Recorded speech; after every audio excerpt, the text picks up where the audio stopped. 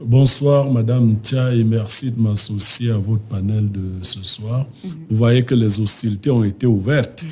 Et c'est vous-même qui avez ouvert un pli fermé adressé au chef de l'État. Ce que je vais dire à mon aîné, Saint-Éloi Bidoum, c'est qu'on ne cache pas la grossesse. On ne cache pas la grossesse. C'est 9 mois seulement. Même pour les plus longues, c'est 12 mois.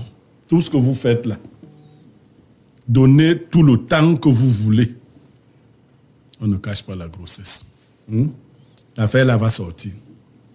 Dire que finalement, il n'y a aucun article, rien, il n'y a même rien. Pour les mathématiques, les gens qui ont fait les sciences dures, ça fait aujourd'hui 50 jours. Parce que quand on calcule les intervalles, c'est toujours n plus 1. Aujourd'hui, c'est le 26. Le mois dernier, il est sorti le 7. Ce mois avait 23 jours plus 1. Donc aujourd'hui, exactement, on est au 50e jour. Ce n'est pas un problème. Le record là n'avait pas encore été atteint. Il est l'homme des records. Il a atteint ce record. On ne sait pas jusqu'où le record ira. Mais on ne cache pas la grossesse. C'est tout ce que moi je peux nous dire. Bon, je ne suis pas un inconditionnel de rejet. Je ne vais pas dire que si la Banque mondiale finance... Non. Mais pour tous qui ont déjà eu, par exemple, à construire une maison, oui. Si des techniciens te disent qu'il faut 200 millions, et puis après avoir trop négocié, on dit on va accepter 70 millions. Soit ce n'est pas la même maison qui sera construite, soit c'est une maison qui va tomber. Oui. Vous voyez les écarts, n'est-ce pas? Première chose. Deuxième chose, je ne comprends pas. Très souvent, quand l'État fait ses errements, l'État fait des choses pas correctes, le RDPC a l'honnêteté de reconnaître qu'il n'est pas l'État. Mais qu'est-ce qu'il dit donc au RDPC de défendre les errements souvent de l'État? Parce qu'il faut qu'il nous dise une fois, si vous êtes l'État, il faut assumer. Madame Tia, si on vous donne de l'argent à compter, je dis n'importe quoi, 20 000, pendant que vous comptez l'argent, quelqu'un vient vous poser des questions, vous tentez de lui répondre, qu'est-ce qui vous arrive?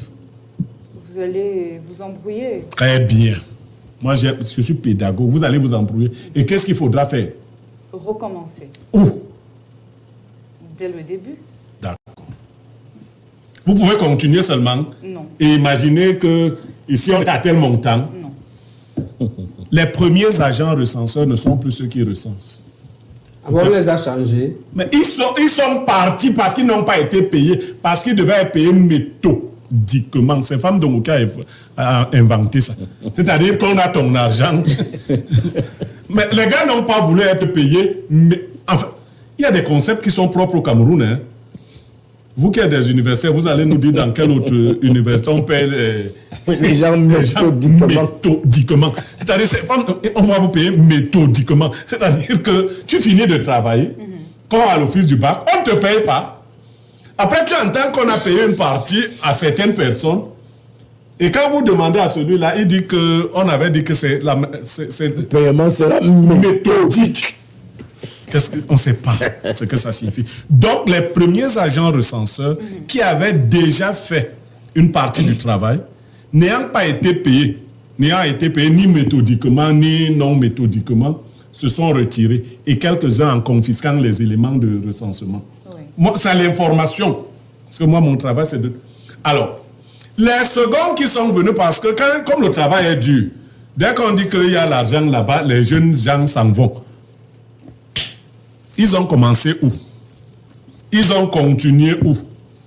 Est-ce qu'il n'y a pas de doublons? Est-ce qu'il n'y a pas beaucoup d'oubli? Parce que la méthode dont, celle que ne connaît pas, parce que celui qui a écrit le livre sur la méthode, René Descartes, je ne suis pas sûr que celui qui parle de méthodiquement, peut-être il parle des méthodistes, c'est une église, les méthodistes, mais pas de méthode. La méthode donc a été définie comment? Quelle était la technique de recensement qui a été mise sur pied, qui devait donc être communiquée. Si on décide de recenser au Bobogo, où vit le professeur Bayebek, si une première équipe est passée et que cette équipe n'a pas, déjà ces gars n'ont pas de kit. Mais il y a trop de problèmes dans cette affaire. Le système n'est pas informatisé. Il est manuel. Parce qu'il fallait centraliser les chiffres. Il faut centraliser au fur et à mesure. Si on va à BMA, si on va à tel endroit, on identifie, on numérote les maisons, on fait ceci, on centralise les chiffres. Si d'autres agents recenseurs arrivent, ils savent que ce travail a déjà été fait à tel endroit, on ne doit plus le faire, ainsi de suite. Mais il y a même beaucoup d'autres méthodes. Ça, c'est pour les grandes villes. Oui. Vos centres d'état civil, comment fonctionnent-ils? Est-ce qu'ils fonctionnent même réellement au niveau des villages? Est-ce qu'on déclare les naissances? Est-ce que il y a beaucoup de leviers. C'est pour cela que cette opération coûte cher. Vous avez refusé de dégager l'argent qu'il fallait. Vous avez décidé de faire dans l'amateurisme. Ces enfants n'ont pas été formés à faire ce travail. Ils ont juste trouvé du travail parce qu'il en manque. Et ils se sont jetés en route. Bon, il y a quand même une question qui me vient en tête. Vous avez toujours dit sur ce plateau depuis le lancement de cette opération que vous n'avez jamais été recensé. Est-ce que cela a déjà été fait? On n'est même pas encore passé de ce côté. On n'a pas encore commencé. Nous sommes des perdus. On n'a même pas encore commencé. Ça va en quoi, je ne sais même. Moi, j'ai 3 domiciles. C'est ça. Toi, tu as 3 domiciles. Dans 3 quartiers bien différents. Mais aucun domicile n'a été recensé. Trompez-nous encore. L'information, c'est quoi? Tu es polygame? Oui. Bien sûr. Oui, bien sûr. C'est ce qu'on ne savait pas. Non, tu ne savais pas. Tout le monde entier le sait. C'est un gros polygame. Donc, je suis à Odia, petit marché.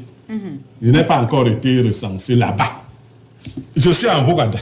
Je suis en Kouabang. Je suis à Ebolmodjom. Je n'ai pas encore été recensé. Je ne parle pas de moi seul.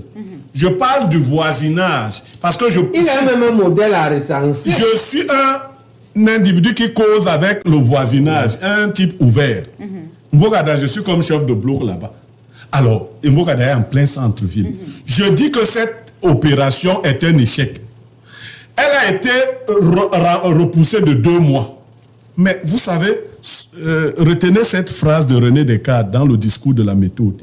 Il dit que ceux qui ne marchent que fort lentement sur le droit chemin peuvent avancer beaucoup plus vite que ne le font ceux qui s'en éloignent et qui courent. Même s'ils marchent lentement, mais s'ils sont sur le bon. Ça veut dire que si tu as une stratégie, si tu as une méthode bien définie, tu avances beaucoup plus vite que celui qui court seulement, mais qui ne sait pas où il va exactement. La communication dont on parle, ce n'est pas que les médias viennent dire qu'il y a le recensement. Ce n'est pas ça la com. Nous ne sommes même pas payés pour ça. La communication, c'est que le Bucret et toutes les instances envoient des représentants sur les plateaux, parce que c'est une large audience, utilisent des plateformes digitales pour dire la technique. Comment éviter les doublons? Baebek travaille au moins à 3 endroits. Il a un domicile. Il a l'université. Il est actionnaire à MTV. Vous n'allez pas dévoiler tous les secrets du professeur. Je prends son. Comment éviter de recenser Baebek 2 fois? Comment s'assurer qu'on va recenser Baebek? J'ai pris un exemple parmi tant d'autres. Très bien. Il faut donner la méthode. Comment est-ce que vous avez des numéros particuliers qui vont donc être nos identifiants? Lesquels, si c'était une action coordonnée, après avoir recensé les gens, les numéros ne devaient pas disparaître. Nous devrions avoir des numéros qui seraient nos numéros, que même les impôts peuvent récupérer, beaucoup d'autres services. Tout est en désordre chez nous. Regardez, je sors en vous montrant un exemple. Oui. Quand on construit une route, on sait que Camtel doit faire passer ses fils, non? On sait que Eneo doit faire passer ses fils. On sait que Kamwata doit faire passer ses fils. Mais ce qui se passe, c'est que quand Camtel est en train de faire passer ses fils, on ne fait pas venir Kamwata et Eneo. On finit de faire passer les fils de Camtel. On bouge. Après, Eneo se rappelle que non, ces fils doivent aussi passer. La société qui construisait, elle n'avait considéré que Camtel. On revient casser. On casse au frère de Kamwata qui fait passer ses tuyaux et la société dit qu'elle ne referme plus. Ça reste donc béant. Alors que c'est un État, que les choses doivent être coordonnées. Si on ressent, il y a l'Institut national des statistiques, il y a le Bucret, il y a On recense en vue de quoi? De connaître, par exemple, les hommes de tel âge à tel âge, les enfants de tel âge à tel... C'est fait dans le désordre absolu. On vient seulement, puisque les Camerounais refusent même de collaborer, les gens refusent de donner leur carte nationale d'identité, de donner leur âge. Donc c'est le désordre. C'est-à-dire que les deux premiers mois étaient finis. Oui, voyons donc voir. Donc l'exemple là ne tient pas, les deux premiers mois étaient finis. Oui. Voyons donc voir la fin. La fin de quoi là? Il y avait une première fin, ça a échoué. Voilà une deuxième fin. Mais et la deuxième fin, donc votre exemple ne cadre pas. Il y avait une première date qui est arrivée et rien n'avait été fait. Quelqu'un d'autre qui viendra. Non, c'est même celui qui a organisé qui a dit que ça n'a pas donné. Ce n'est pas quelqu'un qui est venu lui dire. Quand ça, il y a eu un premier fiasco, le RDP, ça a dit quoi? Quand ça a échoué les 2 premiers mois, vous avez dit quoi? C'est une question difficile à répondre. Je ne peux pas me permettre de répondre à ce genre de questions. Pourquoi difficile? Non, c'est vraiment difficile. C'est une question aussi piège. Bon, je préfère tourner la page. Madame, le recensement, j'ai suivi le monsieur du RDPC dire qu'il n'était pas politique, il est très politique. Vous savez, pour les anciens chiffres, quand vous allez dans le Sud Cameroun, le Sud Cameroun est l'une des régions les moins peuplées de ce pays. Le Sud Cameroun, c'est l'une des régions les moins peuplées avec 11 députés. Mais allez surtout voir le Dia et Lobo à 5 députés. Le Dia et Lobo a 5 députés, comme l'Ovouri. Le Dia et Lobo a 5 députés. C'est-à-dire que tout le Dia et Lobo ne fait pas un quartier de Douala. En 2020, le Dia et Lobo était à 350 000 habitants. Une des communes de Douala fait 1,3 million. Douala premier. Mais le Dia et Lobo a 5 députés. Mais dans le sud même, le chef-lieu de la région, donc Ebolova, l'Anvila, est mélangé à la vallée d'une thème. Les deux mélangés ont 3 députés. Il faut que les Camerounais... C'est ça qui est bon à savoir. Que la vallée d'une thème, jusqu'à la limite avec le Gabon, et tout Ebolova, chef-lieu de la région, ont 3 députés. L'océan a 3 députés. Donc, le Grand Sud, c'est 11. Le Dia et Lobo, le plus petit,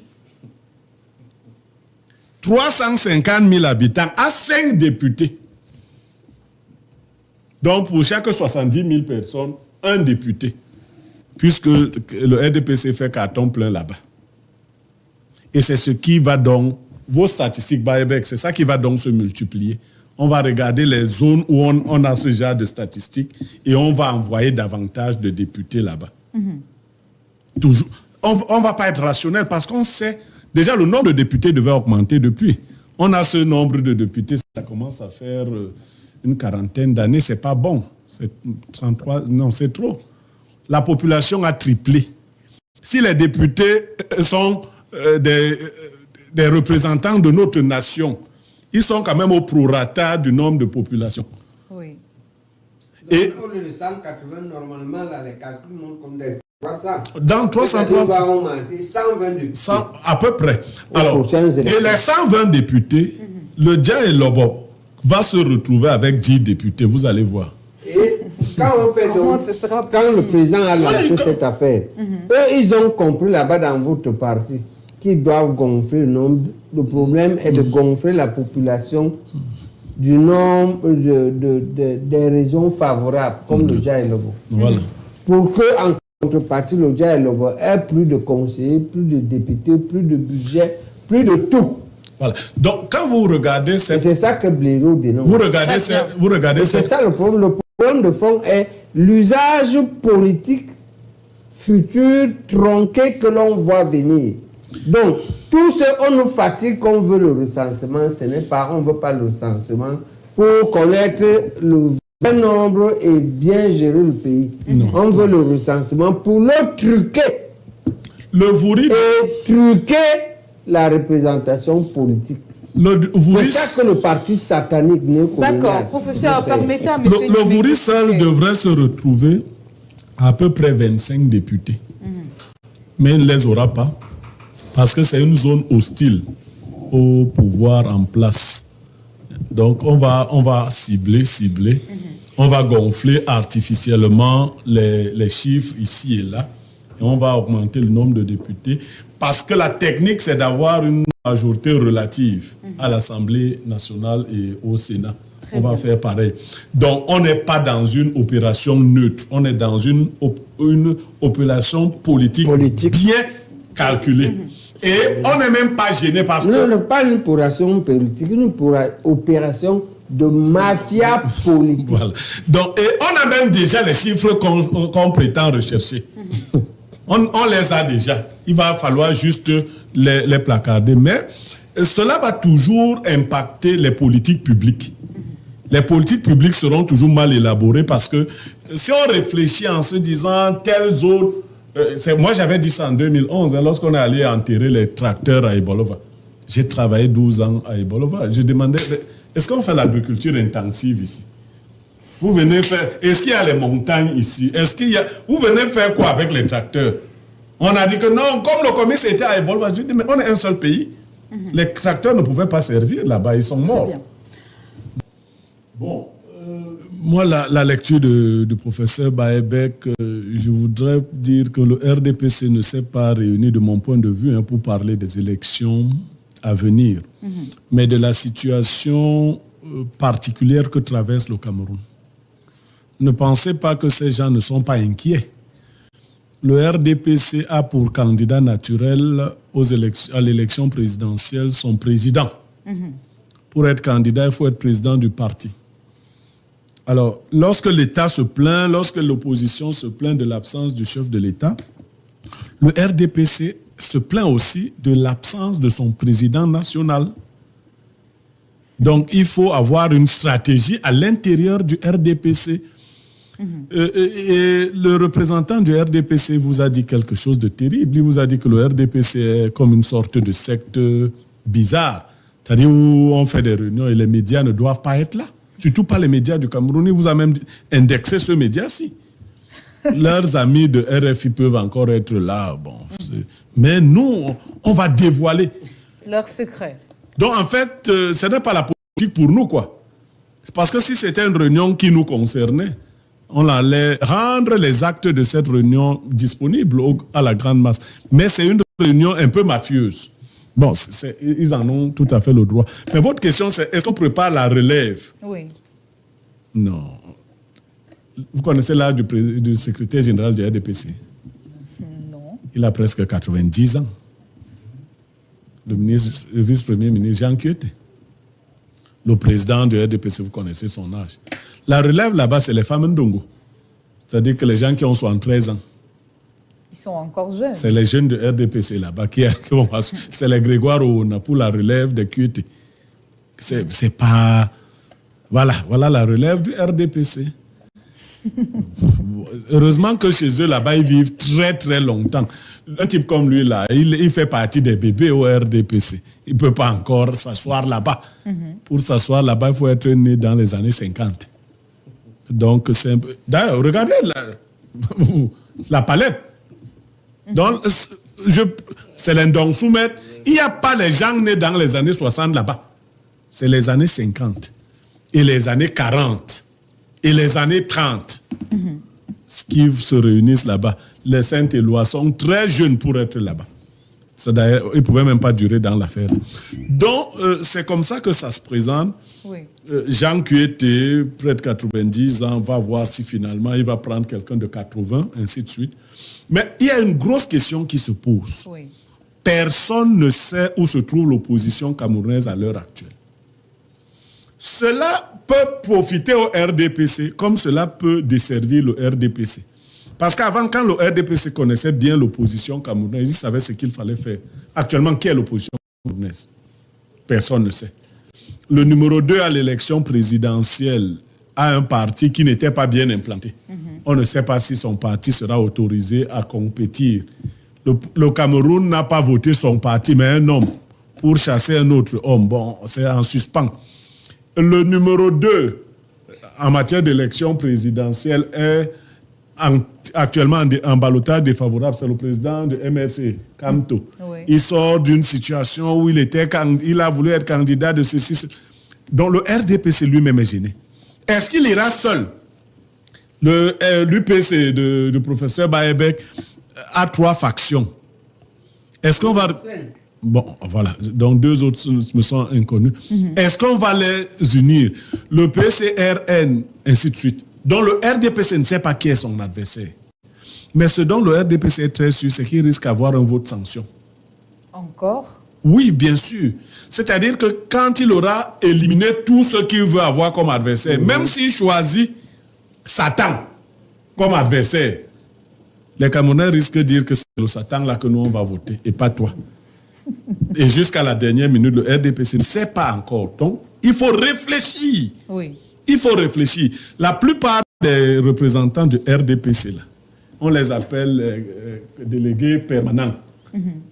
Les délégués permanents. Oui, les gens nommés, les savants. Ainsi de suite. C'est des gens qui ne sont... C'est les professeurs. C'est des gens que la base militante ne supporte pas. Oui. D'abord du RDPC. Et la jeunesse du RDPC a envoyé un message à ces gens. Que si vous recommencez avec vos investitures, les investitures qui se comportent donc comme les affaires des sectes, c'est-à-dire que tu ne connais pas quelqu'un comme militant. On te dit seulement à la dernière minute que c'est lui le candidat du parti. Toi, tu as fini de travailler, on dit que c'est lui le candidat du parti. La base militante du RDPC, le sommet politique du RDPC dit non à cela. La jeunesse du RDPC dit non. Mais l'opposition, elle dit qu'on regarde.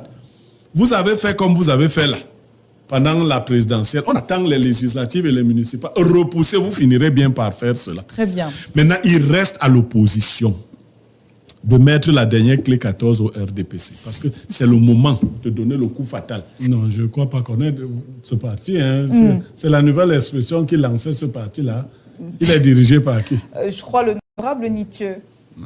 Non, faut pas. Nietzsche ne doit pas déranger les gens. Parmi les gens qui, parmi les gens qui doivent prendre leur retraite politique dans l'opposition, il y a les Nietzsche. Donc, non, moi je suis pas dans le désordre là. Oh là là. Non, moi je suis pas l'homme de quelqu'un. On sait que c'est comme ça que je suis. Bon, je veux pas parler de Nietzsche. Ok. Je veux dire que l'opposition existe, même si elle n'est pas l'opposition politicienne qu'on voit. Saint-Éloi vous a dit que le RDPC retarde quelque chose. Moi, je ne parle pas de l'embrasement du pays. Mais il y aura un moment où le RDPC va finir tel que personne ne se souviendra plus qu'il y avait un tel parti.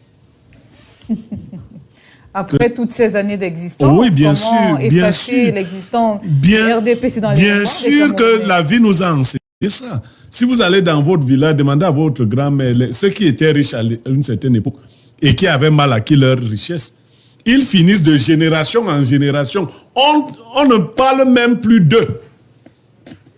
Vous comprenez? Le fait de durer pour durer n'est pas une stratégie qui à long terme va faire que votre nom reste. Le RDPC se prépare aux élections législatives et municipales si son chef les autorise. Il se prépare à faire une razzia. 2027 peut encore fonctionner. Mais avec quoi allez-vous gouverner après 2027? Parce que les populations sont exsangues. Les populations sont fatiguées. Il faut de l'innovation, il faut de la créativité. Il faut des gens qui vont bâtir. Parce que toutes les autres nations qui étaient à notre niveau, il y a une quarantaine d'années, sont aujourd'hui des nations qui vont très loin. Nous sommes toujours là à ressasser les mêmes problèmes. D'ailleurs, nous nous enfonçons davantage. C'est vous qui attendiez Socadel, non? Je ne sais pas si Socadel a changé quelque chose à votre existence, si ça ne s'est pas empiré. Tous les jours, nous relevons des fautes graves de gestion dans les différents... On disait aujourd'hui que le président n'a pas de limite. C'est toi qui as dit ça dans la Constitution. Même quand les lois lui donnent des limites, on a dit que pour être PCA, c'est 9 ans. Non? Donc, le summum, c'est 9 ans. Non?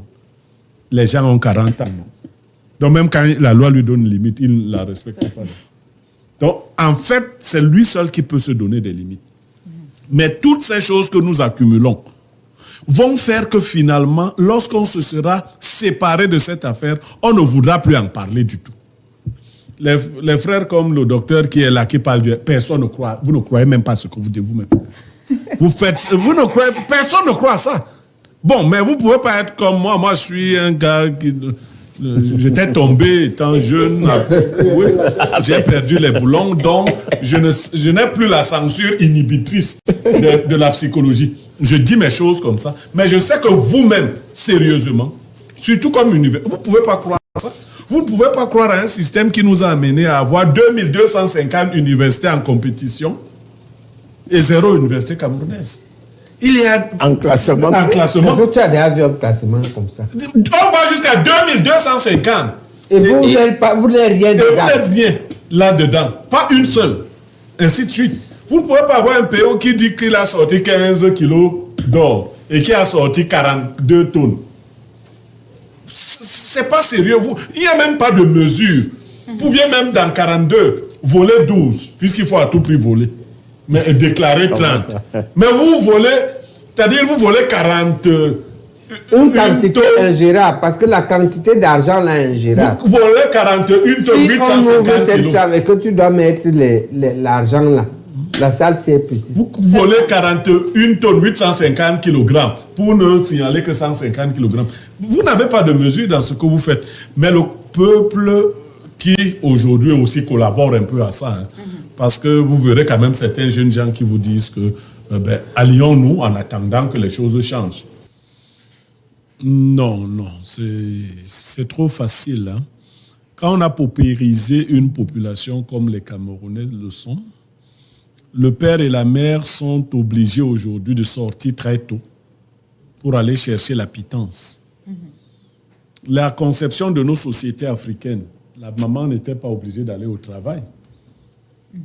Parce que le père avait suffisamment de revenus pour gérer la famille. On a pris un modèle occidental.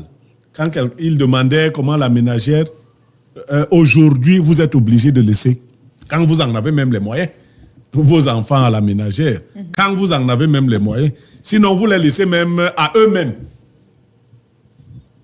Parce que si on vous parle des salaires, des revenus des gens, de leurs obligations, le père et la mère sont obligés de travailler. Vous verrez d'ailleurs que même pour se marier aujourd'hui, beaucoup de personnes calculent les femmes qui travaillent. C'est-à-dire, on ne met pas l'amour en premier. On veut voir si en additionnant les salaires, les gars de l'école normale supérieure disaient A2 plus A2, c'est A4. Si au moins A4 peut donner quelque chose. Okay. Parce qu'un professeur de lycée gagne, quand il vient de sortir, 215 000. S'il prend aussi une épouse professeur de lycée, les deux A2, ça fait A4, 430 000.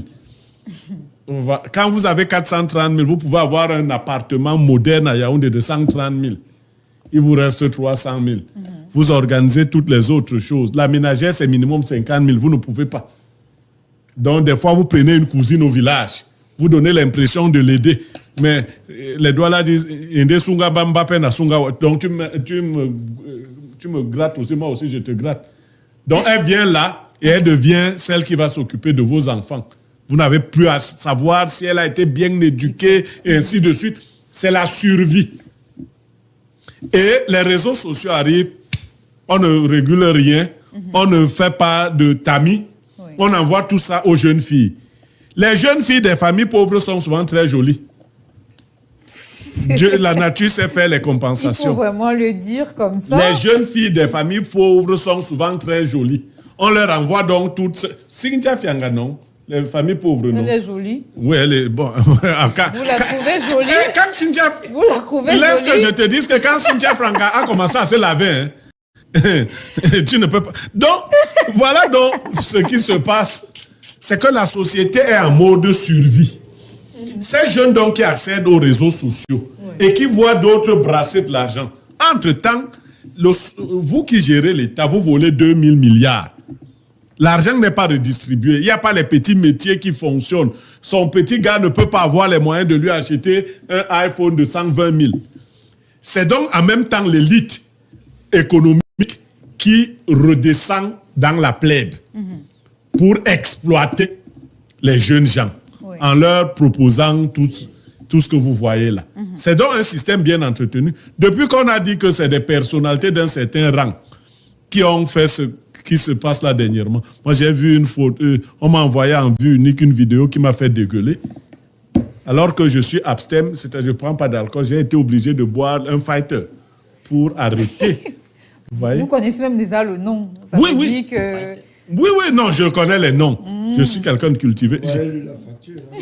Alors, j'ai pris un tube parce qu'on m'a envoyé une vidéo. La personne m'a dit, n'ouvre pas en présence des gens. Et quand j'ai ouvert, j'ai vu deux individus qui faisaient pipi au même moment sur une jeune fille. Alors, à ce niveau de satanisme, on a vu le visage de la jeune fille est là. Donc, si on veut retrouver les individus, on peut bien. On les retrouve en retrouvant la jeune fille. Oui. On l'exploite simplement. Vous le retrouvez pour faire quoi avec lui? Mais les mettre en prison. Mais est-ce que la fille s'est plainte? Non. Le ministère public ça fait que toi-même, tu n'as pas compris ton thème là. Non, La dépravation des mœurs ne demande pas que quelqu'un se plaigne. Vous comprenez? Elle est en danger? Bien sûr, oui, même. Elle est en danger. Les mœurs sont en danger. Si vous vous habillez mal, s'il n'y a plus de mœurs, on dit atteinte à la pudeur. On devient les animaux. On vous attrape. Si on découvre que vous avez des pratiques sexuelles hors normes, on vous attrape. La loi prévoit comme cela. Moi, je dis, on ne va pas prononcer les noms, mais évidemment, vous allez donc attendre. Voilà, nous sommes donc... Ne donne pas les noms, donne les initiales. Non, laissons là. Donne les prénoms. On est donc dans cette affaire. Moi, je donne ici, je donne Petit Jaco, tu ne peux pas m'arrêter. On est donc dans cette affaire. Donne-nous les surnoms. Oui, on est donc dans cette affaire. Professeur, tu n'es pas ministre.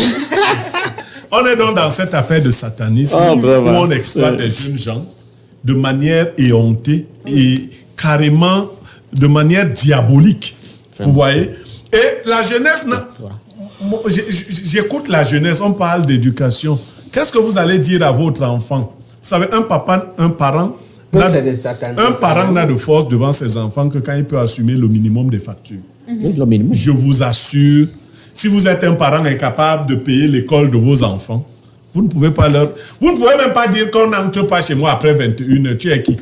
Quelquefois, ce sont ces enfants qui payent le loyer parce que les citoyens ont été réduits à leur simple expression. Très bien. Donc, ces parents, ces mauvais diables, donc, comme s'il y en avait de bons, ces diablotins, donc, ils enrégimentent nos enfants dans des choses que les enfants ne connaissent pas, ne comprennent pas.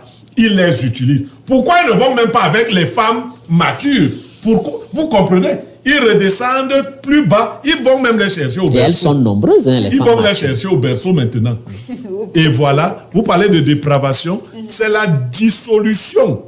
Elles ne sont plus seulement dépravées, les mœurs. Elles sont dissolues. Bonjour M. Jean-Jacques Zé, bonjour à vos millions de téléspectateurs et téléauditeurs, bonjour à mes co-panélistes que j'ai le plaisir de retrouver ce matin, particulièrement le duc Roger Kiki.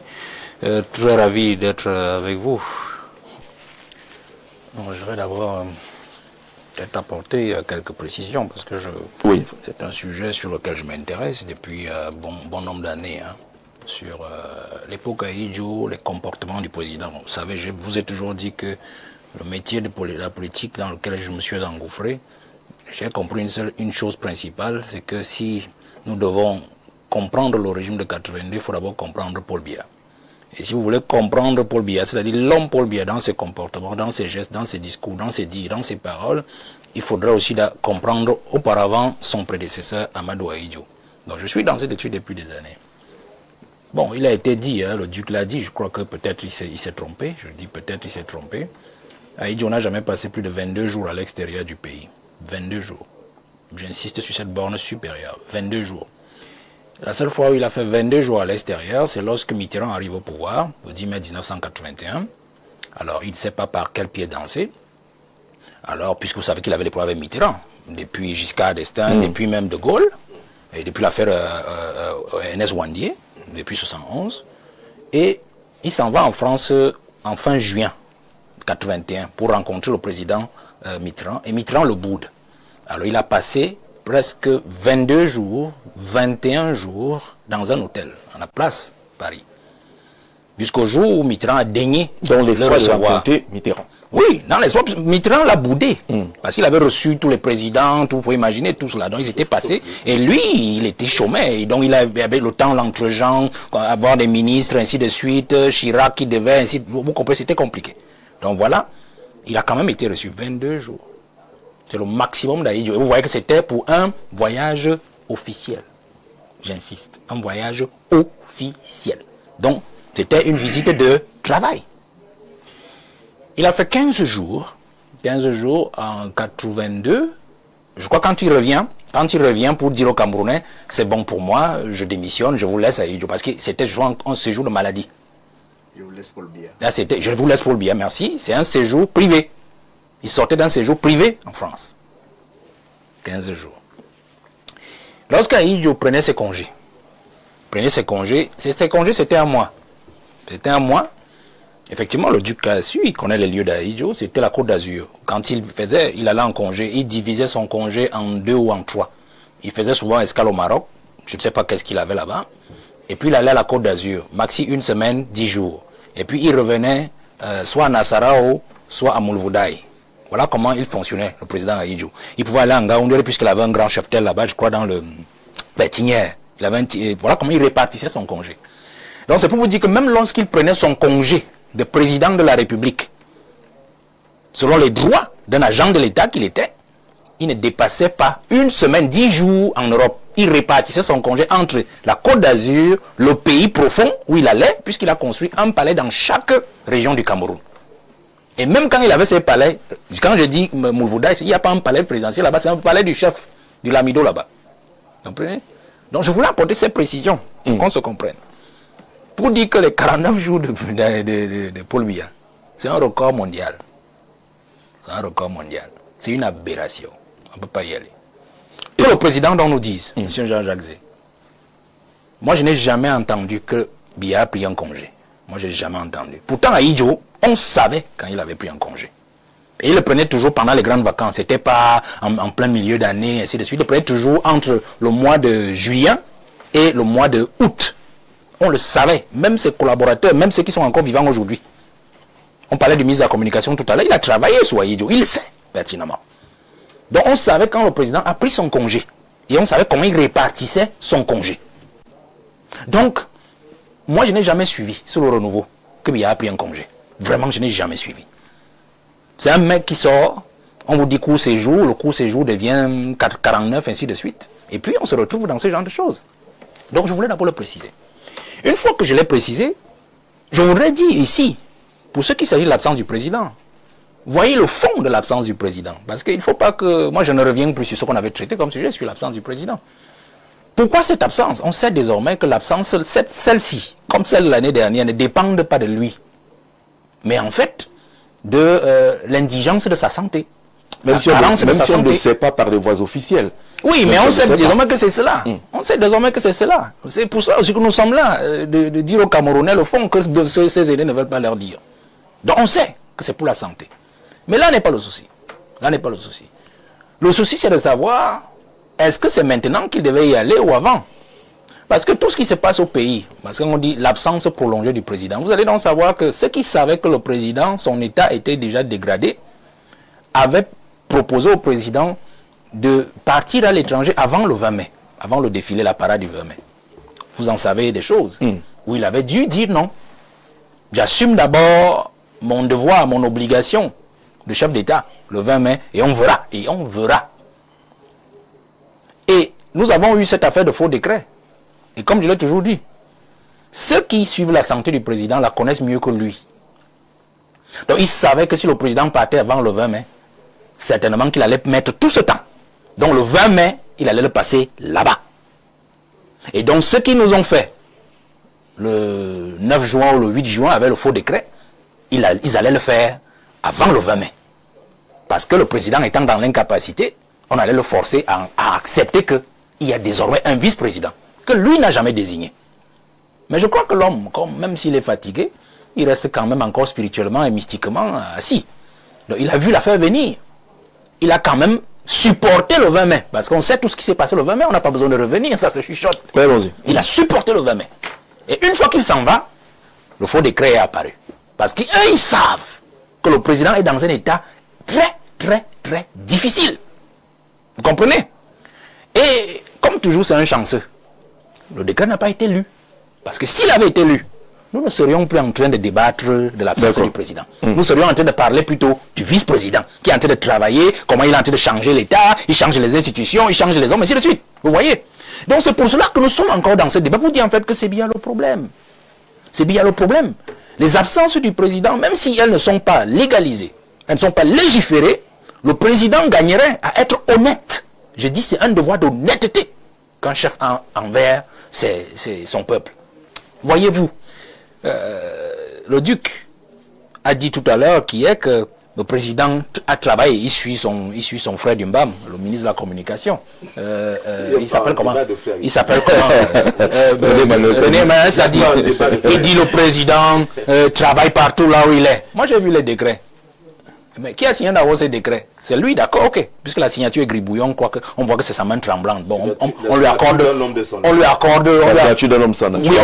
bénéfice. C'est ce que Valère est en train de dire. Non, c'est ça que j'ai dit. On lui accorde le bénéfice. On lui accorde ce bénéfice du doute, c'est-à-dire qu'on a vu la signature tremblante. Tout à fait. Vous comprenez? Mais la signature tremblante dit fait à Yaoundé. Fait à Yaoundé. Moi, je suis un administratif. Le lieu du document signalé n'est pas le lieu de la date ou de la datation. On va répondre à ça. Ou le lieu de la formalisation du document. Faites attention. On va marquer une pause pour permettre une réaction. Non, je permettre une réaction afin que le débat soit équilibré. Oui. Le lieu de la signature, le lieu qui est mentionné sur le document n'est pas le lieu de la datation ou de la formalisation du document. C'est le lieu de la position de celui qui signe. C'est pour ça qu'on vous dit, si vous écrivez une lettre à quelqu'un, à votre frère, vous êtes à Dimako. Vous ne dites pas faire à Yaoundé, alors vous êtes à Dimako. Hein? Vous dites Yaoundé ou Dimako.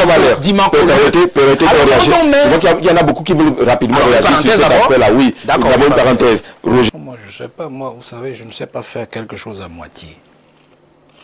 Parce que si vous avez posé le sujet sur la table, on doit en parler. Nous en parlons, justement. Et moi, je ne parle pas d'un militaire. Ce monsieur, l'État a dit, vous n'êtes plus militaire. On l'a radié de l'armée. Donc c'est un civil qui parlait. En tenue militaire. Un civil en tenue militaire, c'est quand même. Moi je reste sur l'identité légale de celui qui parlait. Son identité légale, c'est civil. Il a été radié. Oui. Donc moi je ne parle pas des militaires. Si vous suivez un militaire dans mes propos, c'est que moi je parle d'un civil. Il n'est pas le seul qui parle. Il y a au moins 2 policiers anciens commissaires qui sont à l'extérieur. Il y a Numba. Non, ça c'est l'armée encore. Il y a 2 policiers, il y a Zogo, je crois, il y a aussi un autre qui est même très volubile, c'est Béné. Merci beaucoup. Et il y a donc Nouma, qui est aussi depuis aux États-Unis, lui ça fait déjà près de 30 ans que lui il est même là-bas. Il est influenceur maintenant. Et pour des raisons, chacun a ses raisons. Chacun a ses raisons. Ça c'est dingue. Je voudrais aussi rappeler, quelqu'un a dit ici que on dit qu'il est de Dimako. Non, il est d'Atok. Atok et Dimako sont dans le département du Haut-Nyon. Oui. Si je l'ai dit, vous comprendrez. Enfin, ceux qui ont compris ont déjà compris. C'est presque le même arrondissement. Alors, je veux donc rentrer dans ce qu'il a dit. Essayons de trier. Hein. Moi, je procède par. C'est vrai qu'on va trier parce qu'on va entrer dans le fond de ses propos. On évite d'entrer dans le fond. Non, moi, je ne connais pas ces jeux. On contextualise. On veut contextualiser. Je ne connais pas ces jeux. Parce que ses propos n'engagent que lui. Qui ai dit. Donc, vous avez posé le sujet, oui. J'en parle. Trions. Il résume. Il dit dans l'armée, il y a des corrompus. C'est vrai ou c'est faux? C'est vrai. C'est vrai. Il y en a. Donc il ne nous apprend rien. Il ne nous apprend rien. D'accord. Si nous prenons seulement la guerre au nord au sud-ouest qu'évoquait le colonel tout à l'heure, il y a une économie de la guerre.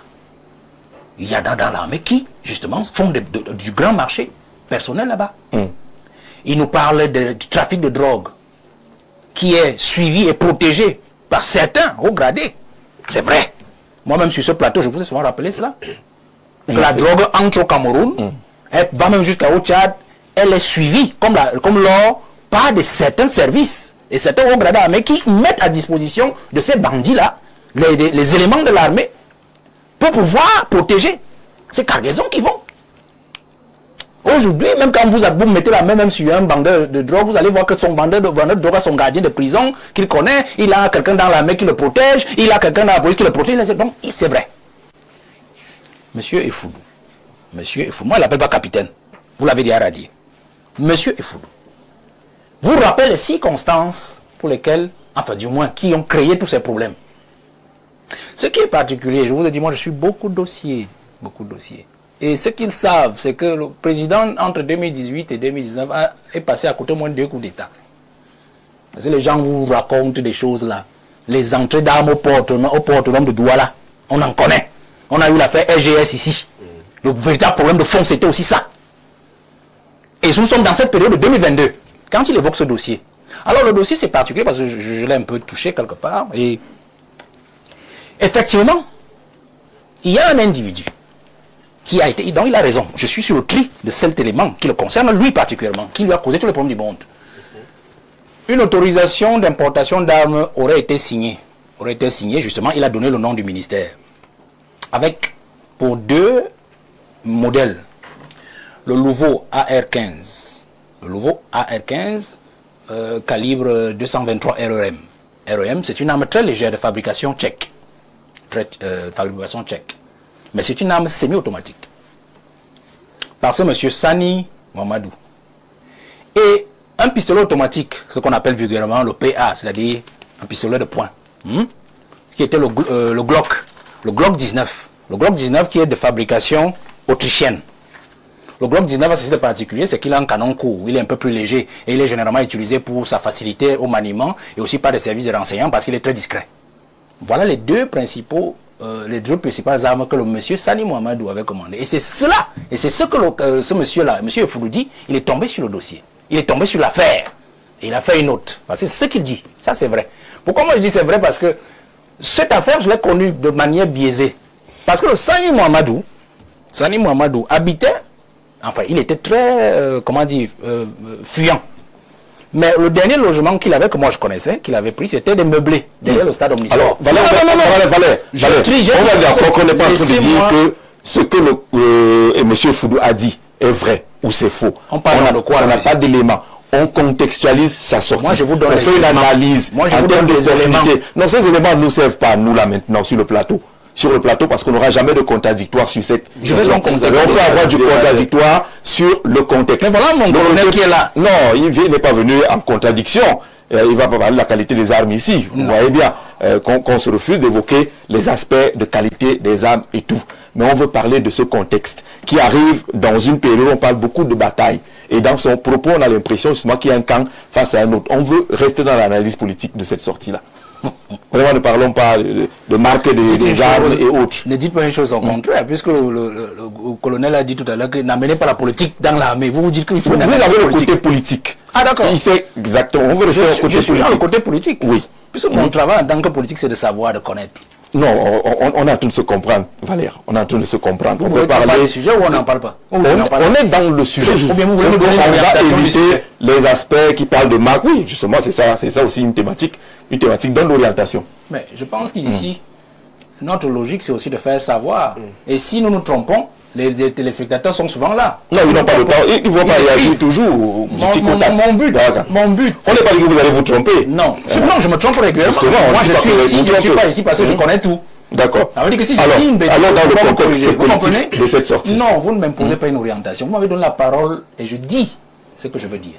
Ne m'imposez pas une orientation. Sur le contexte politique, dites ce que vous voulez dire. Je dois d'abord, pourquoi j'arrive sur le contexte politique, il faut que ceux qui m'écoutent comprennent. Là, c'est vous. Sachent de quoi je parle.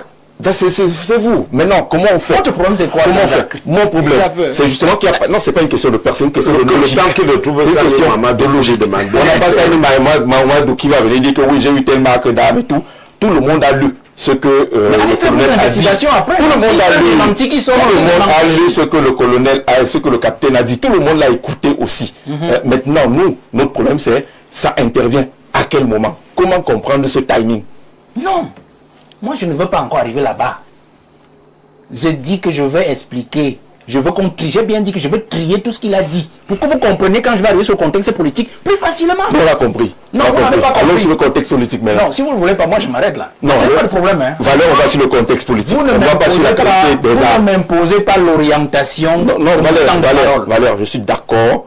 Mais là, l'orientation de l'émission. Vous savez pas de quoi? L'orientation de l'émission. C'est ça que vous avez dit les armes ici. C'est ça que vous avez dit. Non, rien à voir l'Orient, Valère. C'est joué pas ce jeu. Valère ne joue pas à ce jeu. Mon problème, c'est que l'orientation de l'émission ne part pas dans le détail parce qu'on n'aura pas de contradictoire. Quel est le sujet que vous avez donné? Quel est le sujet que vous avez donné? Que cache la sortie du capitaine Effoudou? Que cache la sortie du capitaine Effoudou? Oui. Les armes dont je parle, est-ce que ce n'est pas caché dans son propos? Non, il a dit. Ce qu'il a dit n'est plus caché. Il vous a donné les marques des armes. Oui, est-ce qu'il vous a donné les marques des armes? Vous avez vu le document? Vous avez vu le document qui a été posté? J'ai vu tout. J'ai vu tous les éléments. On a également le document. Non, il ne vous a pas évoqué. Le document est posté avec les marques des armes. Je vous donne les marques des armes, les origines. Allez-y. Finalement, j'arrive. Allez-y donc. D'accord, merci. Mais vous pouvez sortir de là. Nous avons deux présentateurs. Sortir un peu du haut. On est d'accord, il n'y a pas le dans le débat. Vous retirez aussi le oignon. Je peux continuer. Non, il n'y a pas de oignon dans le débat. Allons-y. Je peux continuer. Oui. Très bien. Monsieur Sani, effectivement, a existé. Sani Mahamadou a existé. Oui. Et je crois que des mesures avaient été prises. Il a été exfiltré, comme lui-même, Effoudou, a été exfiltré. Et monsieur Effoudou, je crois, si je peux me tromper, il est en France. La particularité de ce genre de personnel, c'est toujours quand vous êtes un personnel militaire ou policier avant, quand vous arrivez dans un pays étranger, on ne peut pas vous donner même le droit d'asile et tout ce qu'on va gêner sans vous exploiter avant. Ça veut dire que c'est un monsieur qui a été exploité par les services français. Mais le plus important, c'est que pour qu'on vous accepte dans un pays comme celui-là, il faudrait toujours que, malgré que vous ayez été exfiltré, qu'il y ait toujours quelqu'un dans le système, ici au Cameroun, au régime, dans ce régime, qui soit votre caution. Sinon, un pays, très facilement, ne peut pas accepter qu'un ancien militaire arrive sur son territoire et sur la base de tout ce qu'il traîne, il reste. Vous comprenez? Si on entre dans le contexte, moi je pense, et je l'ai vu, comme vous m'avez empêché d'entrer dans le fond de l'affaire, du moins sur certains éléments de fond, vous dire que M. Effoudou dit des vérités. Mais sauf qu'il a choisi un moment pour dire des vérités. Aussi simple que ça. Comment vous jugez et c'est ce moment. Comment vous jugez que c'est des vérités? Vous m'avez empêché de trier tout à l'heure. Je fais dans votre jeu, Valère. Comment les choses dire que c'est des vérités? Il dit des choses contre lui que je dis. Il dit des choses, mais ne disons pas qu'il dit des vérités. Il dit des vérités, je crois que des est partitif. Non, disons pas des vérités. Il dit des choses. Des est partitif. Des est partitif. Je n'ai pas dit que tout ce qu'il dit est vrai. Je parle français, monsieur Jean-Jacques. Non, on ne dira pas qu'il dit des vérités. Il dit des vérités. Il dit sa part de vérité. Bon, on dit donc la même chose. Non, on dit pas des vérités. Là, vous affirmez. Remettez-lui ses vérités à lui. Non, je m'approprie certaines de ses vérités parce qu'elles rencontrent mes vérités à moi. Alors que vous dites donc des vérités. Je peux continuer. Et Foudébé, ça veut dire des vérités. Je suis très dérangé. Allons-y. Qu'est-ce qui me va? Je suis très dérangé parce que le sujet n'est pas de juger. Je suis bien dans votre contexte politique. Que vous m'interrompez toujours. Je ne suis pas d'accord pour des vérités. Qu'est-ce qui ne va pas? L'analyse n'amène pas ce qu'on dit. Lui, il dit des vérités. Dit que c'est sa part de vérité. C'est la première fois que tu vois gêné comme ça. Je suis très gêné parce qu'un monsieur a parlé et vous dites que lui dit des vérités. Alors, on n'a pas la possibilité d'être dans le contradictoire. Et on veut éviter le contradictoire justement parce qu'on risque de mettre Effoudou en procès. Voilà. Donc, vous vous souciez maintenant des Effoudou plus que de l'État camerounais? On risque de le mettre en procès? Je parle du contexte politique. Oh là là. Je peux continuer? Allez-y. Voilà.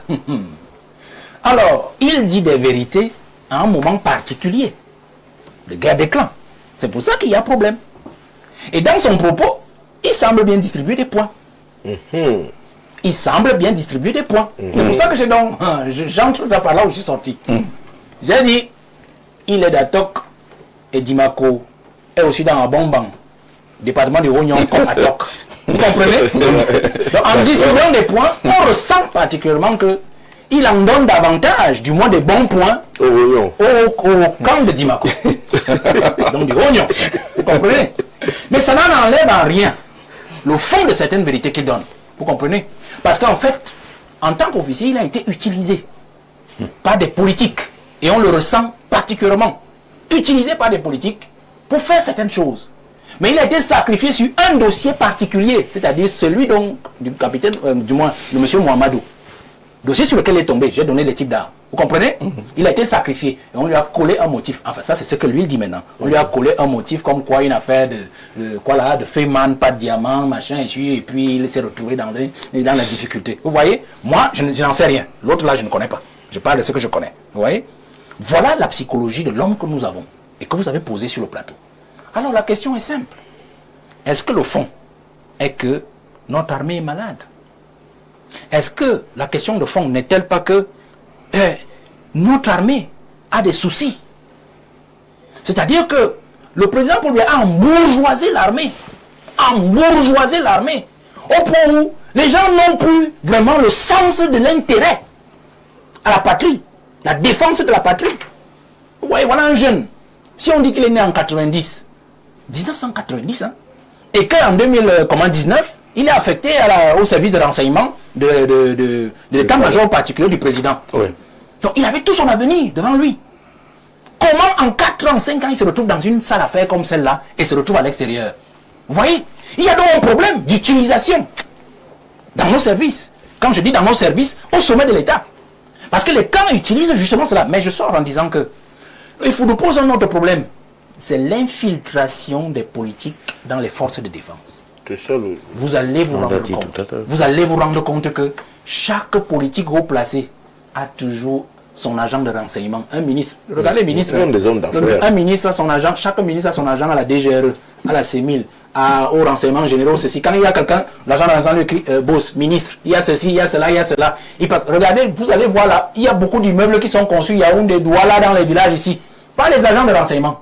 Parce qu'ils sont des informateurs des ministres. C'est pour ça que vous allez voir que certains ministres anticipent parfois sur le renseignement. On a même parlé des, il parlait des enquêtes de moralité. Il y a des gens qui sont arrivés qu'on a proposé à Paul Biya, qui étaient des bandits, des pilleurs devant Dieu et devant l'Éternel.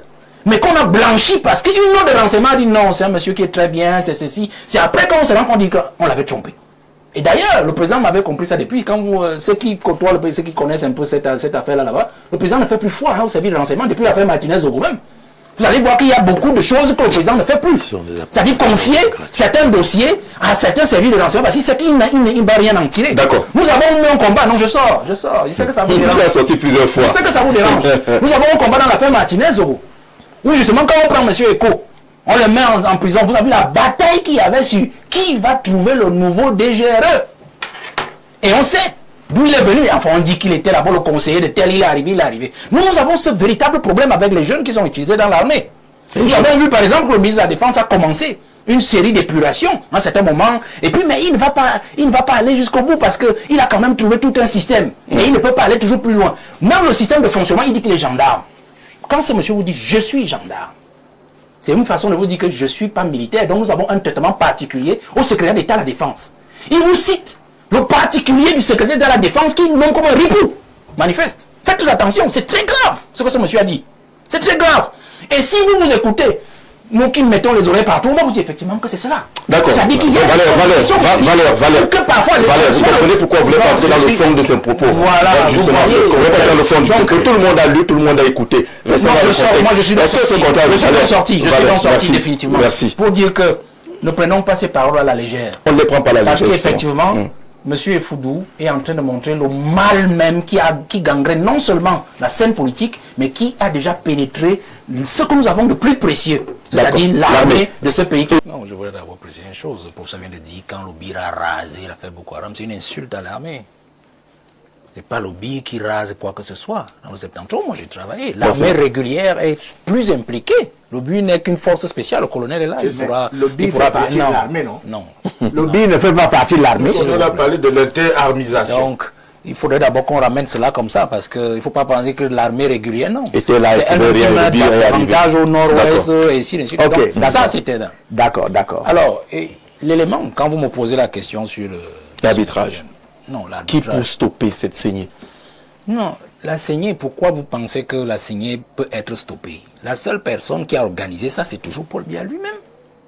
Parce qu'il faut le dire, le bonhomme, il vous dit qu'il a levé ce dossier. Depuis qu'il avait levé ce dossier, c'est-à-dire de cet élément qu'il a pris avec des armes et tout, c'est là où tous ces problèmes ont commencé. Sa carrière était tranquille. On lui a collé une affaire d'abord sur pas de diamant, c'est le Feynman là. Ensuite, on lui a encore collé une affaire sur le compte Amira Fouda, qui était une affaire qui, jusqu'à aujourd'hui, personne ne comprend cette affaire. Non, moi, je reviens plutôt sur le fondement de ce qui se passe. Ce monsieur est victime, justement, de tous les complots que les camps se font au niveau du sommet de l'État. Aussi simple que ça. Analysez l'affaire. Ils ont enchevêtré une série d'attaques contre chaque collaborateur proche du président de la République. Quand vous regardez le timing, depuis 2019, Lui-même, il a commencé d'abord à être attaqué, c'est-à-dire le secrétaire général de la présidence de la République sur les affaires de stade. Vous vous souvenez? Les affaires de stade, on dirait que c'est lui qui avait créé les task force, ainsi de suite, ainsi de suite. Tout l'argent est parti. Ensuite, dans l'affaire Covid, on lui a posé ça sur la tête, il a encore créé les task force. On sait ce que c'est. Qu'est-ce qui s'est passé? Comme on dit souvent, il a remonté la part d'affaires. C'est-à-dire que, avec l'affaire Martinez, on a vu comment il a frappé le ministre de la Justice, il a impliqué le ministre de la Justice, il a impliqué le ministre des Finances dans l'affaire, les complicités avec, ainsi de suite. Le grand homme d'affaires qui avait sa chaîne de télévision, qui avait de l'autre côté. L'affaire Martinez. On a vu ensuite comment le contre-amiral était impliqué dans des histoires dormies debout. C'est-à-dire quand vous regardez le gars qui parle de cette affaire, le contre-amiral, il est maintenant vice-amiral. Vice-amiral. Et c'est là le petit vous précise qu'en fait, il avait été impliqué dans l'affaire, mais c'était faux. Parce que c'est ce que le petit dit dans cette affaire-là. Et ensuite, on est arrivé maintenant à cette affaire d'or aussi, qui maintenant embarque le directeur adjoint du cabinet civil. Vous voyez? Et maintenant, on comprend que, et c'est ça que j'ai dit, le contexte, il intervient et on pense et on voit qu'il distribue davantage de bons points dans un camp plutôt que dans un autre.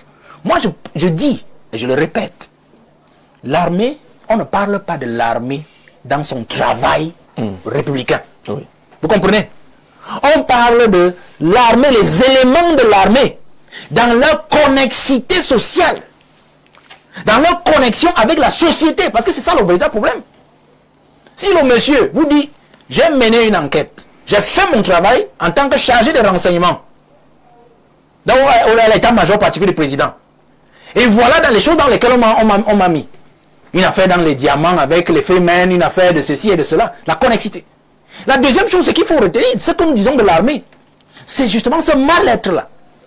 Que nous voyons le ministre de la Défense bas, mais le système dans l'armée est tellement complexe qu'il lui est difficile à ce ministre de pouvoir faire ce qu'il peut faire. Est-ce que vous savez, moi j'ai dit ici, parce que le colonel lui disait, il ne faut pas entrer dans ces choses-là, 2 ou 3 choses. Non, ce n'est pas 2 ou 3 choses, mon colonel. Et vous le savez, je sais que vous n'êtes pas encore très loin de votre métier, de cette affaire-là, où il y a des choses que vous ne pouvez pas dire. Mais nous sommes des politiques.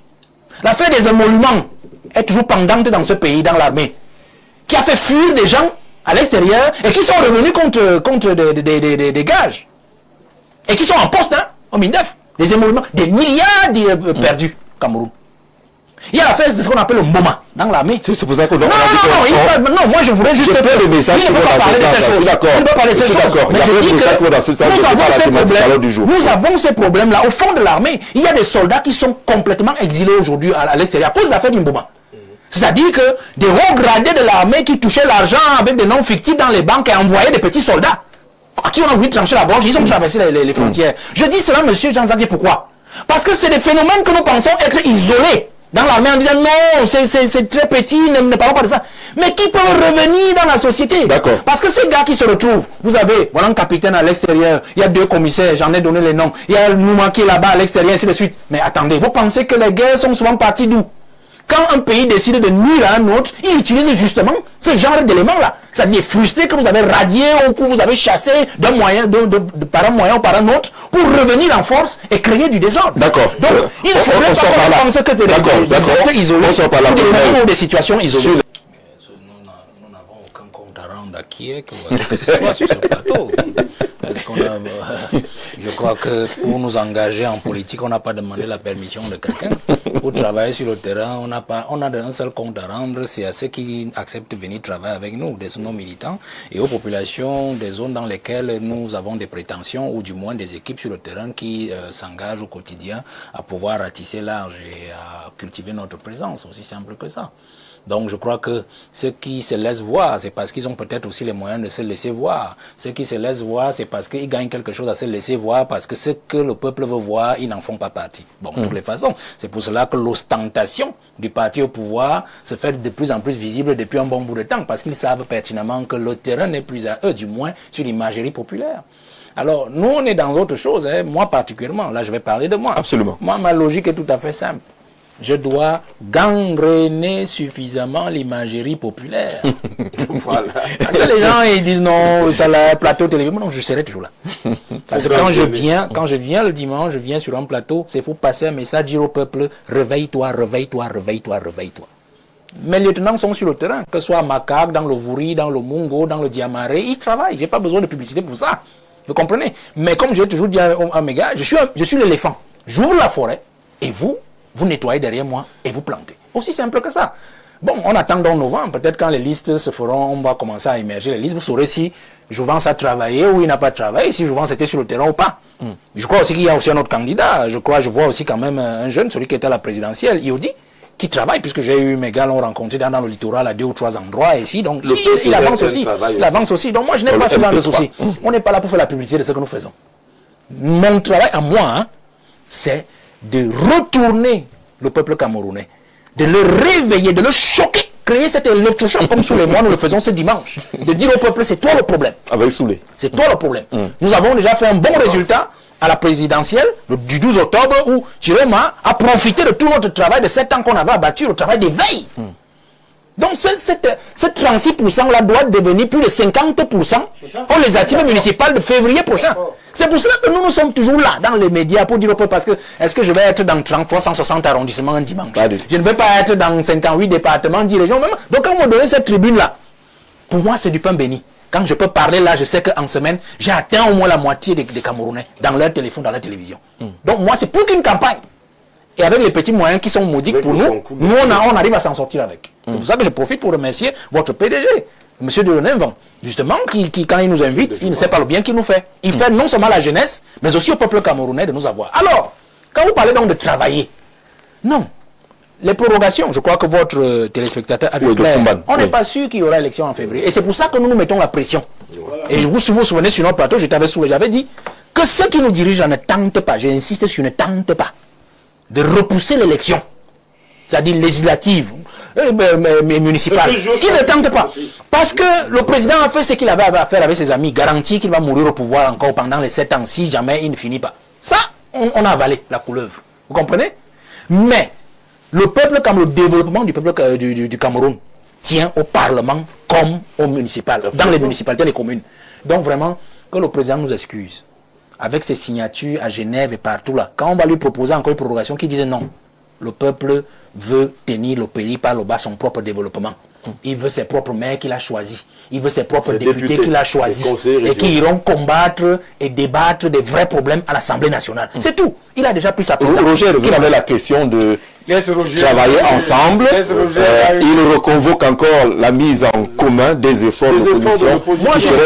Moi, j'ai essayé cela, la mise en commun, pendant au moins 5 ans avec les aînés. J'ai travaillé avec Nissé, j'ai travaillé avec Diokam qui est en prison, j'ai travaillé avec Sam Bakara, j'ai travaillé tout ça. Je ne vais pas rentrer dans ces détails parce que ça va blesser beaucoup d'uns. Moi, je suis dans une logique simple. Nous réveillons le peuple. Et quand je ne travaille pas seulement pour ma chapelle. Quelqu'un peut ne pas aimer ma tronche. Mais il peut aimer celle du jeune Iodi, il peut aimer celle d'un autre jeune. Je dis, prenez vos cartes de parti, prenez vos investitures dans les partis politiques et allez à la conquête. Nous avons un problème. Je préfère donc parler de l'opposition. Le camp d'en face ne m'intéresse pas. L'opposition a 2 ou 3 problèmes. Premier problème, c'est celui de nos parents. Nos parents, voilà Soulé, voilà le recteur qui est là, nos parents. Ils ont transmis à nous, leurs enfants, et à d'autres leurs petits-enfants, cette mauvaise mentalité du pouvoir qui dit la politique aux politiciens et l'école aux écoliers. Comme quand la politique est très dangereuse, elle tue. Et pourtant, voilà Bilo qui est dans l'affaire là depuis, il n'est jamais mort.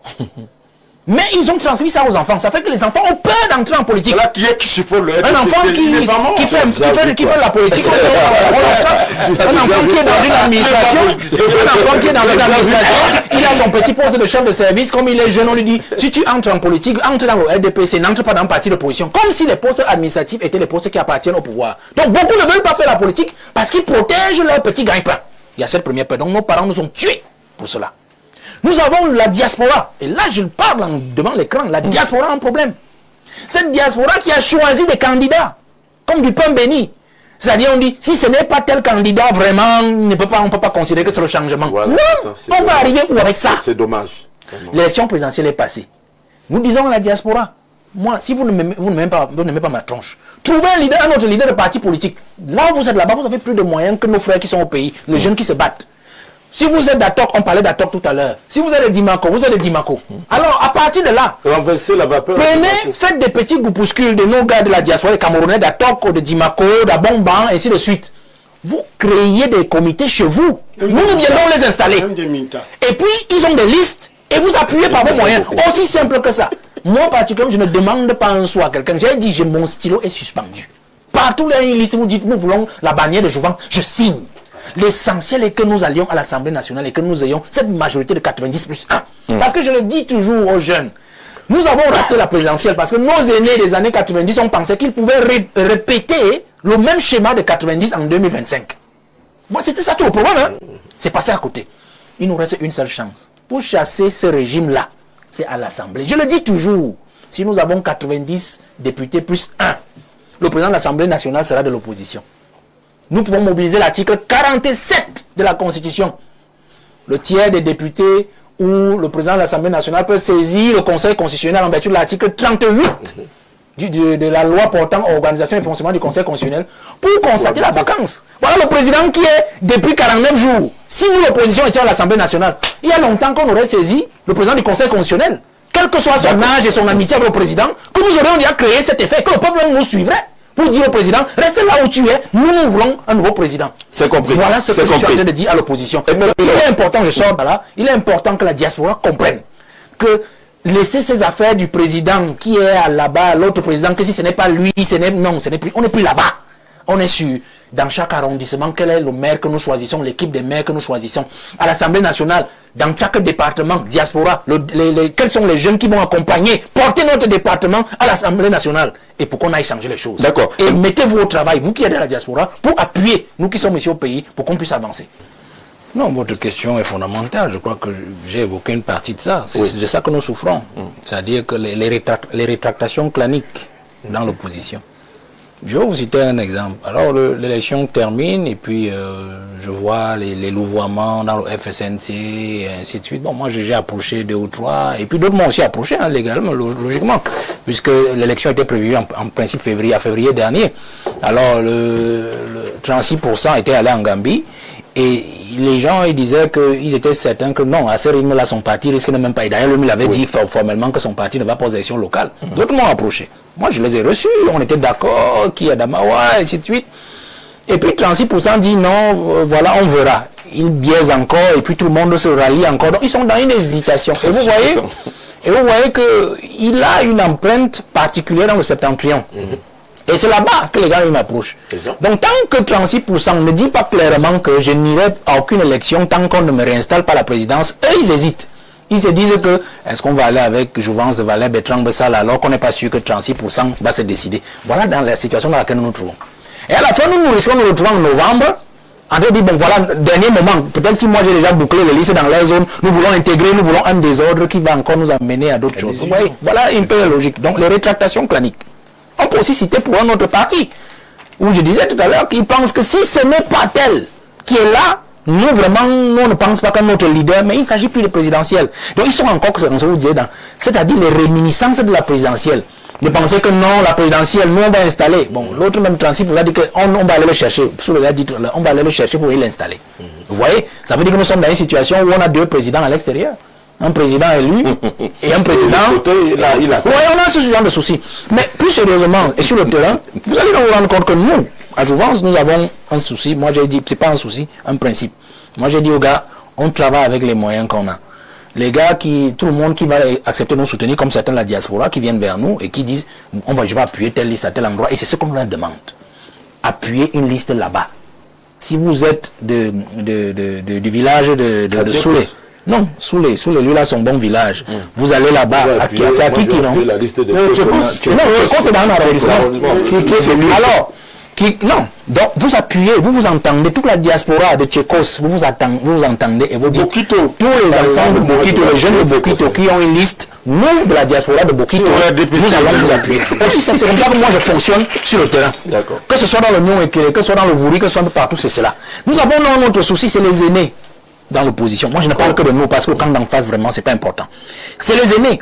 Vous avez vu depuis que la présidentielle est terminée, tout le monde est rentré dans sa coquille. Plus personne, vous n'entendez personne. Que ce soit Bello, que ce soit Sam bon, voilà, l'autre il est embastillé. Les autres là c'est terminé, hein, c'est terminé. Mais vous allez voir qu'à un moment, ils vont ressurgir. Et puis subitement ils vont commencer à vous dire non c'est à gauche, ce n'est pas à droite. Alors que pendant que nous on est là, vous vous moquez de nous, on est sur les plateaux, on monte, on descend, et bien voilà, ils sont tranquilles, cachés. Voilà dans le principe de l'opposition. Les aînés qui pensent qu'ils peuvent toujours continuer à régenter la scène de l'opposition, nous reprochons au pouvoir en place de ne pas renouveler ses effectifs. En termes de gouvernants, Nous aussi, on a ce problème. C'est-à-dire, nos aînés dans l'opposition ne comprennent pas que non. Mais quand même, il y a des jeunes qui quand même ont bien émergé. On peut reculer et leur laisser la scène. Parce que c'était ça aussi le problème d'octobre 2025. C'est-à-dire que vous avez le même candidat chaque fois pour lui devant vous, vous échouez face à lui. Est-ce que l'un des points stratégiques pour vaincre Paul n'était même pas de trouver un jeune de la jeune génération et qu'on aurait été content de voir un Sambaka, de voir un Anissé Ekane, de voir un, il s'appelle Jokam Chameni, de voir un tel. Derrière un jeune, et on se dit, mais attention, il y a une révolution là-bas. On peut suivre, le peuple allait suivre. Mais ils ont dit, non, ça reste toujours entre nous, les copains, ainsi de suite. On connaît le résultat. Voilà notre problème aussi. Je sors donc avec l'autre problème, le dernier problème pour dire que le problème, c'est un problème aussi de moyens. Comme c'est un problème de moyens. Mais nous qui acceptons de rester au moins intègres, pour ça, parce que je n'ai pas peut-être le monopole de l'intégrité, mais je m'efforce de cela parce que je dis toujours aux jeunes, si je me mouille, vous tous serez mouillés. Si on vous dit un jour que ça allait passer quelque part, on lui a donné 100 millions, on lui a donné ceci, ça veut dire que tout le monde qui dira qu'il est derrière, on va dire que non, c'est les gens de 100 millions. On a vu ça derrière la présidentielle. Parce que c'est comme ça. Donc, je dois m'efforcer, même malgré ma pauvreté, malgré mon indigence, à rester droit. Parce que le peuple a besoin aujourd'hui de leaders au moins droits. Des leaders qui sont à cheval sur l'éthique. Parce que le peuple est fatigué, vous l'avez dit. Les mêmes gens tout le temps, vous mangez la nuit avec tel, ainsi de suite, ainsi de suite. Il y a des discours aujourd'hui, le peuple n'est pas dupe. Il y a des discours, vous entendez à l'Assemblée nationale, on dit, on sait qu'en fait, tel est en train de taper sur un tel ministre parce qu'il a son nombre d'affaires qu'il a dit au ministre, donc je peux calmer le député là, je peux le calmer. Voilà, donne-moi tel marché, donne-moi tel marché. Le peuple n'est pas dupe, vous comprenez. Donc nous nous efforçons de garder cette posture-là pour que les jeunes comprennent qu'il y a une génération d'aînés qui est prête à se sacrifier. Moi, je suis en train de sortir, je suis fini, j'ai fini. Je suis en train de sortir de cette génération où on dit les jeunes, moi je suis à la quarantaine. Je dis aux jeunes, si vous ne vous battez pas, moi mon dernier round, c'est les législatives municipales là. Dès qu'on a des élus, je vous donne des élus dans le parti Jouvence, je vous laisse le parti. Vous aurez l'occasion vous-même de choisir le prochain président qui va porter le parti. Parce que je ne veux pas que vous ayez le mot de tête de il nous faut 60 millions comme la fois dernière pour acheter un parti parce qu'on n'a pas d'élus. Je veux vous donner des élus. Même un conseiller municipal pour qu'on puisse avancer.